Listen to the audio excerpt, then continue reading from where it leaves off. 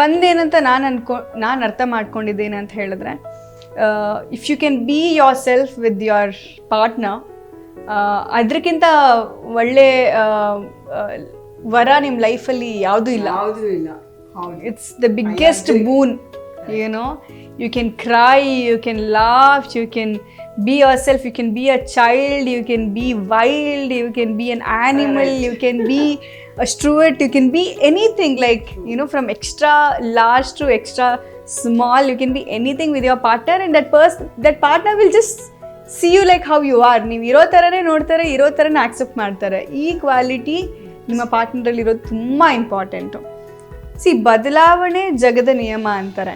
ಆ ಬದಲಾವಣೆ ನಮಗೆ ಅನ್ನಿಸ್ಬೇಕು. ಯಾವುದಾದ್ರೂ ಒಂದು ವಿಚಾರದಲ್ಲಿ ಯಾವ್ದಾದ್ರು ಬದಲಾಗಬೇಕು ಅಂದರೆ, ಈಗ ನಮ್ಮ ಫೋನಲ್ಲಿ ಅಪ್ಡೇಟ್ ಆಗು ಅಂತ ಹೇಳ್ಬಿಟ್ಟು ಅದು ನೋಟಿಫಿಕೇಶನ್ ಕಳಿಸ್ತಾನೆ ಇರುತ್ತೆ. ಹೌದು.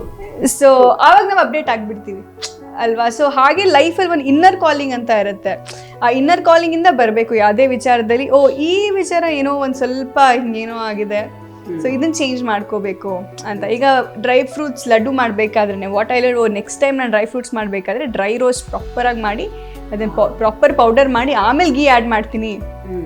So this is the thing what I learn from today's. ಇದು ಹೌದು, ಪ್ರತಿದಿನ ಪ್ರತಿ ಕ್ಷಣ ಕಲಿಯೋದಿದ್ದೇ ಇರುತ್ತೆ. And when you get to learn from your partner, nothing like it.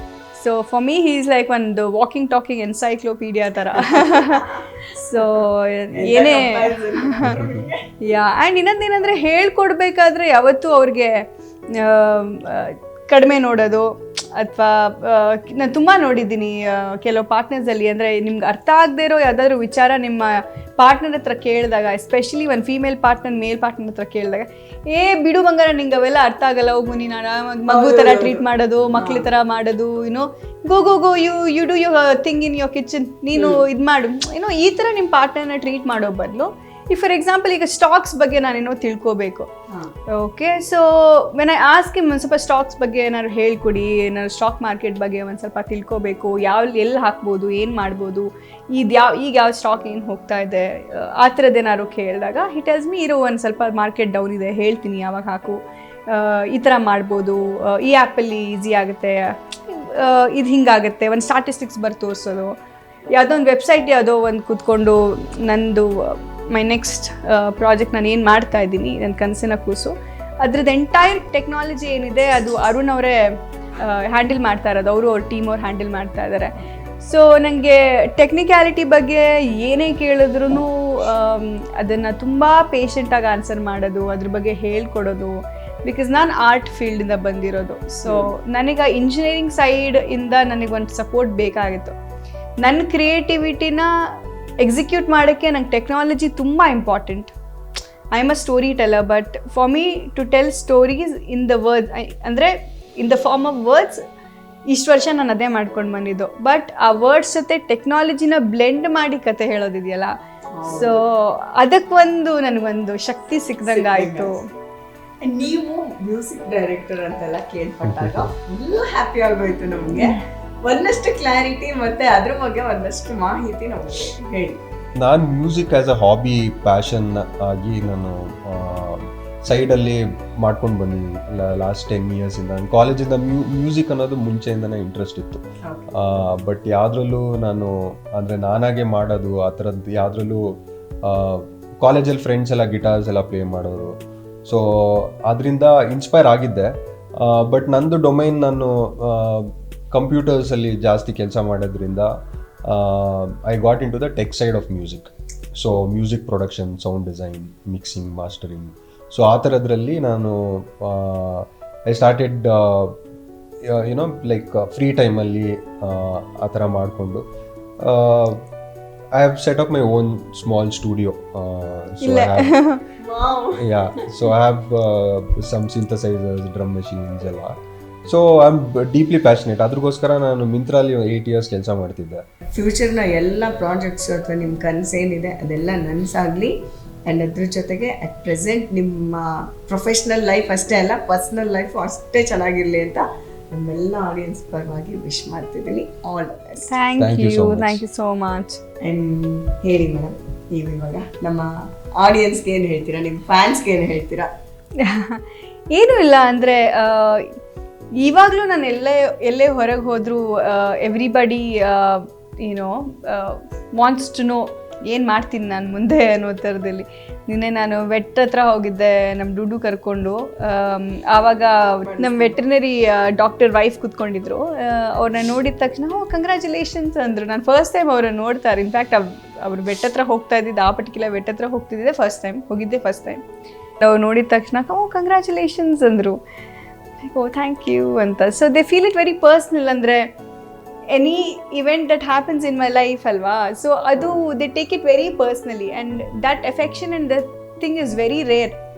ನಮ್ಮವರು ಅಂತ ಕನ್ಸಿಡರ್ ಮಾಡೋದಿದೆಯಲ್ಲ, ಈಗ ನಮ್ಮ ಹುಡುಗಿ ನಮ್ಮ ಹುಡುಗಿ ಈ ಥರದ್ದು ಏನೋ ಅದೊಂದು ಪಕ್ಕದ ಮನೆ ಹುಡುಗಿ ಫೀಲಿಂಗೋ ಅಥವಾ ನಮ್ಮನೆ ಹುಡುಗಿನೋ ಆ ಥರದ್ದು ಒಂದು ಇರುತ್ತಲ್ವಾ, that's a nice feeling to have. And ತುಂಬ ವರ್ಷದಿಂದ ಏನೋ ಪರಿಚಯ ಇರೋ ಥರ ಎಲ್ಲೇ ಹೋಗಲಿ, ನಾನು ಮೊನ್ನೆ ಡೀಸೆಲ್ ಹಾಕಕ್ಕೆ ಹೋದ್ರೂ ಅಲ್ಲಿ ಯಾರೋ ಬೇರೆ ಕಾರಲ್ಲಿ ಇದ್ದರು, ಮೇಡಮ್ ಚೆನ್ನಾಗಿದ್ದೀರಾ, ಮದುವೆ ಆಯ್ತಂತಲ್ಲ ರೀಸೆಂಟ್ಲಿ, ಹೌದು ಸರ್ ಆಯ್ತು ಅಂತ ಪಕ್ಕದಲ್ಲೇ ಕೂತ್ಕೊಂಡಿದ್ದಾರೆ ನನ್ನ ಗಂಡ. ಆದ್ಮೇಲೆ ಅದು ನಾವೆಲ್ಲರೂ ಮನೆಗೂ ಸೇರ್ಬಿಟ್ಟಿರ್ತೀವಿ, ಅದೇ ಖುಷಿ ಕೊಡೋದು ಅಲ್ವಾ. ಎಷ್ಟೊಂದ್ ಜನ ಬಯಸೋದು ಕೂಡ ನಿಮ್ ಲೈಫ್ ಅಲ್ಲಿ. ಅದು ನೀವು ಸೆಲೆಬ್ರಿಟಿ ಆದ ತಕ್ಷಣ ಈ ತರದ್ ಒಂದು ಫೀಲಿಂಗ್ ಎಲ್ರ ಕಡೆಯಿಂದನೂ ಬರಬೇಕು ಅಂತ ಏನು ಇಲ್ಲ Panchali. Depends on like energy and vibe. Like I mean I have no, I'm not saying like I have some special energy. It's not that, but the line what I'm saying alva, that ನಮ್ಮವ್ರ ತರ ಮಾತಾಡ್ಸೋದಿದೆಯಲ್ಲ ಅದು ತುಂಬಾ special. ಅದು ಕೆಲವ್ರಿಗೆ ಮಾತ್ರ ಅದು ಒಂದು ಸಿಗೋದದು. ಆ ಥರ ಒಂದು ವಿಚಾರದಲ್ಲಿ ಲಕ್ಕಿ ಅಂತ ಅಷ್ಟೇ. ತುಂಬಾ ಕನ್ಸಿಟ್ಕೊಂಡು ಈ ಇಂಡಸ್ಟ್ರಿಗೆ ಬಂದಿದ್ದೀರಾ, ಅದು ಒಂದಷ್ಟು ನನ್ಸ್ ಕೂಡ ಆಗಿದೆ. ಇನ್ನು ಮುಂದೆ ಈ ನನ್ಸ್ ಇನ್ನೂ ಜಾಸ್ತಿ ಆಗಲಿ. Okay, all the very best. ನೀವು ನಿಮ್ಮ ತುಂಬಾ ಅಮೂಲ್ಯವಾದ ಸಮಯನ ನಮಗೆ ಕೊಟ್ಟಿದ್ದೀರಾ. Thank you. ಈ ಎಪಿಸೋಡು ಎಮೋಷನಲ್ ಆಗಿ ತುಂಬಾ ಟಚ್ ಆಗುತ್ತೆ ನನಗೆ ಯಾವಾಗಲೂ, ಯಾಕಂದ್ರೆ ಹಳೆ ನೆನಪುಗಳೆಲ್ಲ ನಿಮ್ಗೆ ಬರ್ತಾ ಇರುತ್ತೆ.